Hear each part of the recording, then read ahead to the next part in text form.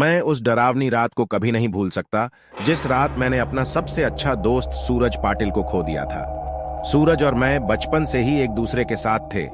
सूरज मेरा दोस्त कम और भाई ज्यादा था। 10वीं कक्षा के बाद हम दोनों ने लातूर के एक प्रतिष्ठित कॉलेज में प्रवेश लिया।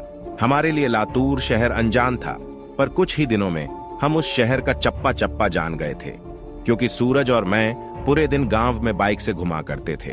हम दोनों रोज रोज उसी शहर में घूमकर बोर हो चुके थे, इसलिए एक रात हमने लॉन्ग ड्राइव पर जाने का फैसला किया। हमने कामी गांव के जंगल में जाने का प्लान बनाया। हम कामी गांव के जंगल में कभी नहीं गए थे, पर हमने सिर्फ इतना सुना था कि कामी गांव का जंगल सिर्फ नाम का जंगल है, क्योंकि वह हरे भरे पेड़ों के सिवाय कुछ नहीं था। क्योंकि उस जंगल में जो भी जंगली जानवर थे वो शिकार के कारण खत्म हो चुके थे, इसलिए रात में लॉन्ग ड्राइव पर जाने के लिए वह जंगल बिल्कुल सुरक्षित था। और उसी रात पूर्णमासी की रात भी थी, मौसम भी अच्छा था, इसलिए मैं सूरज के साथ कामी गांव के जंगल में जाने के लिए राजी हो गया। रात के 11 बजे हम कामी गांव के जंगल में दाखिल हो गए। हमने जैसा सुना था वैसे ही जंगल का रास्ता मक्खन की तरह मुलायम था। हमारी बाइक हवा से बातें करने लगी थी। वाकई बहुत मजा आ रहा था, पर मुझे इस बात से हैरानी हो रही थी कि हम जंगल के इतने अंदर दाखिल हो चुके थे, पर तब भी हमें रास्ते में एक भी गाड़ी दिखाई नहीं दे रही थी। जंगल का पूरा रास्ता सुनसान पड़ा हुआ था। तभी रास्ते में हमें एक पुल दिखाई दिया। सूरज ने उस पुल के बीचों बीच बाइक रोक दी। वह अंग्रेजों के द्वारा नदी में बनाया गया 100-200 साल पुराना ब्रिज था। पुल के बगल में एक बड़ा सा बोर्ड लगा हुआ था और उस पर लिखा हुआ था, स्टाइफन जोरिये ब्रिज वर्टिकल बार। हम दोनों पुल पर गए और खड़े हो गए। पुल के नीचे से नदी बह रही थी और कोमल हवाएं चल रही थी। नदी के बहती हुई पानी में चांद दिखाई दे रहा था। इतने में दूर जंगल से भेड़िए की रोने की आवाज आई और पुल के ऊपर से बहने वाली हवाएं अचानक रुक गई। नदी का पानी थम सा गया और चांद एक काले बादल के पीछे गायब हो गया। तभी हमारे सर के ऊपर से एक टिटहरी भयंकर आवाज में चीखती हुई मंडराने लगी। वो हमसे कह रही थी कि यहां से जल्दी से भाग जाओ। मैंने कहा, सूरज, यहां कुछ अच्छा नहीं लग रहा है। टिटहरी का चीखना मतलब हमारे चारों तरफ खतरा मंडरा रहा है। हमें जल्दी यहां से निकल जाना चाहिए। सूरज कहता है, अरे भाई, कुछ अशुभ नहीं होता, बस ये अंधविश्वास है। यहां खड़े रहो और चुपचाप नजारा देखो। तभी मैंने सूरज से कुछ दूर पुल के पास एक औरत को खड़े देखा। दूर से तो वो दिखने में सुंदर लग रही थी, पर वह पुल के नीचे नदी में झांक रही थी।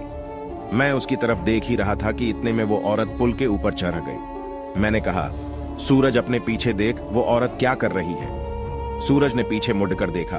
वो औरत अभी भी पुल के रेलिंग के ऊपर चढ़कर नदी में देख रही थी। सूरज कहता है, भाई, वो खुदकुशी करने की कोशिश कर रही है। सूरज ने मुझसे कहा, खुदकुशी? ये शब्द सुनकर मेरे हाथ पैर कांपने लगे, क्योंकि जब मैं एक बच्चा था तब मेरे दादाजी ने खुद को फांसी लगा करके खुदकुशी कर ली थी, और वो मैं ही था जो उन्हें पहली बार फांसी पर लटकते हुए देखा था। इधर सूरज उस औरत को रोकने के लिए उसकी तरफ भागा, लेकिन मैं वहीं खड़ा रहा, क्योंकि फांसी पर लटकते हुए मेरे दादाजी मेरे सामने आ रहे थे। सूरज तेजी से चिल्लाया, अरे चाची, क्या कर रही हो? उतरो, वहां से गिर जाओगी। सूरज की आवाज सुनकर मैं होश में आया। सूरज उस औरत के बहुत ही करीब जा पहुंचा था और तभी वो औरत नदी में कूद गई। तब तक मैं दौड़ते हुए सूरज के पास जा पहुंचा। वो औरत हमारे सामने नदी में डूब रही थी और चीख रही थी, बचाओ बचाओ। पर हम उसे सिर्फ डूबते हुए देख रहे थे, क्योंकि हम दोनों बहुत ज्यादा डर गए थे। वो औरत मदद के लिए बुला रही थी। फिर तभी सूरज ने अपनी टी-शर्ट उतारा और पुल के रेलिंग पर चढ़ा गया।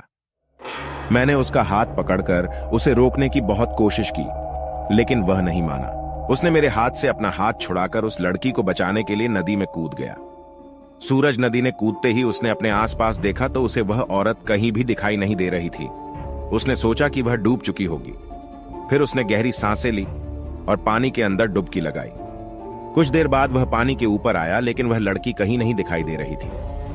मैंने आंखें बंद करके भगवान से प्रार्थना की, लेकिन जब मैंने आंखें खोली तो मेरे बगल में ही पुल की रेलिंग पर वही औरत बैठी थी जो कुछ देर पहले नदी में कूद गई थी। वह किसी जंगली जानवर की तरह पुल की रेलिंग पर बैठी हुई थी और नदी में सूरज को देख रही थी। मैं मन ही मन सोच रहा था कि तभी मुझे लगा कि यह औरत नहीं बल्कि एक चुड़ैल है, और मैं डर के मारे कांपने लगा और जोर से चिल्लाया, सूरज। तभी वह चुड़ैल ने मेरे तरफ देखा और वह जैसे ही देखा मेरा सिर से पैर तक कांपने लगा। उसका चेहरा काला और आंखें पीली थी। माथे पर बड़ा सा कुमकुम था और नाक में बड़ी सी नथ थी। उसके नुकीले दांत उसके मुंह से बाहर निकले हुए थे और उसके नाखून जंगली जानवर की तरह लंबे और नुकीले थे। चुड़ैल हंसते हुए बोली, क्या हुआ, मुझे ढूंढ रहे हो? सूरज पानी की सतह से हमें देख रहा था। उसे भी पता चल चुका था कि ये कोई औरत नहीं बल्कि ये एक चुड़ैल है। सूरज हमें चौड़ी आंखों से देख रहा था। मैंने सोचा, अब ये चुड़ैल मुझे इसी पुल पर चीर फाड़ कर मार डालेगी और फिर मेरी कच्चे मांस को चबा चबा कर खा जाएगी, क्योंकि मैं अकेले ही उसके पकड़ में आ गया था और डर के मारे मैंने अपने पैंट में पेशाब कर दी। चुड़ैल कहती है, डरो मत, मैं तुम्हें नहीं, उसे अपने साथ नदी में ले जा रही हूं। जब मैं ये सुना तो मेरा दिल डर से दहल उठा। मैंने सूरज से चिल्लाते हुए कहा, सूरज जल्दी से पानी से बाहर निकलो, नहीं तो ये चुड़ैल तुम्हें पानी में ले जाएगी। सूरज पूरी तरह से डर गया था। उसके हाथ पैर सुन्न हो गए थे। उसे एहसास हो गया था कि वह नदी में से बाहर नहीं निकल पाएगा, क्योंकि वह नदी के बीचों बीच था। चुड़ैल मेरे तरफ देखकर मुस्कुराई और फिर नदी में छलांग लगा दी। सूरज आखिरी बार चिल्लाया और चुड़ैल उसे पानी में अपने साथ ले गई। कुछ देर तक पानी में से बुलबुले निकलते रहे, पर कुछ देर बाद वो भी बंद हो गए। मैं आंखें फाड़ फाड़ कर नदी में देख रहा था और सूरज को पुकारता रहा, और इतने में नदी के पानी में खून दिखाई दिया। मेरी आंखों में आंसू आ गए और मैं समझ गया कि उस चुड़ैल ने सूरज को मार दिया है। मैं वो सदमा बर्दाश्त न कर सका। मेरी आंखों के सामने अचानक अंधेरा छा गया और मैं उसी जगह पर बेहोश हो गया। जब मुझे होश आया तब सुबह हो चुकी थी। मैं 4-5 लोगों से घिरा हुआ था। पुल पर काफी सारे लोगों की भीड़ जमी हुई थी। लोग पुल के नीचे झांक कर देख रहे थे। मैं उठा और दौड़कर पुल के पास गया और देखा पानी में नदी के किनारे सूरज की लाश तैर रही थी।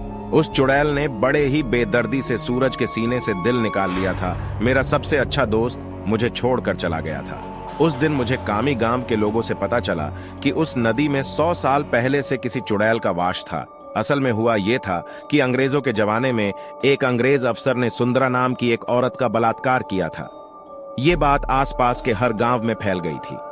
इसी कारण सुंदरा से गांव की कोई भी औरत बात नहीं करती थी, क्योंकि सब लोग कहते थे कि उसकी पवित्रता नष्ट हो चुकी है। गांव के लोग उसे हर दिन ताने मारते थे। कुछ दिन बाद सुंदरा के पति ने भी उसे छोड़ दिया। तब सुंदरा अपने घर चली आई। कामी गांव ही उसका मायके था, लेकिन वहां भी उसे बहुत सारी बेइज्जती झेलनी पड़ी। वह हर दिन लोगों के ताने सुनकर तंग आ गई थी। इसलिए एक दिन पूर्णमासी की रात सुंदरा ने कामी गांव के पुल से नदी में कूदकर खुदकुशी कर ली थी। मरने के बाद वह चुड़ैल बन गई और पूर्णमासी की रात सुंदरा उस ब्रिज पर आती थी और लोगों को इसी तरह कपट से अपना शिकार बनाती थी। कामी गांव के कुछ बुजुर्ग लोग ये भी कहते हैं कि 100 पुरुषों या का दिल खाने के बाद वह चुड़ैल फिर से एक सुंदर औरत बनने वाली थी। इसलिए वह सिर्फ पुरुषों और लड़कों को अपना शिकार बनाती थी और उनका दिल कच्चा चबा जाती थी। सूरज के मरने के बाद कामी गांव के इस पुल पर कभी भी वह चुड़ैल दिखाई नहीं दी। इसीलिए कामी गांव के लोग कहते हैं कि मेरा दोस्त सूरज उस चुड़ैल का आखिरी शिकार था और उसके बाद वह फिर से जिंदा और सुंदर स्त्री बन गई और अभी वह किसी आदमी के साथ सामान्य जीवन जी रही होगी।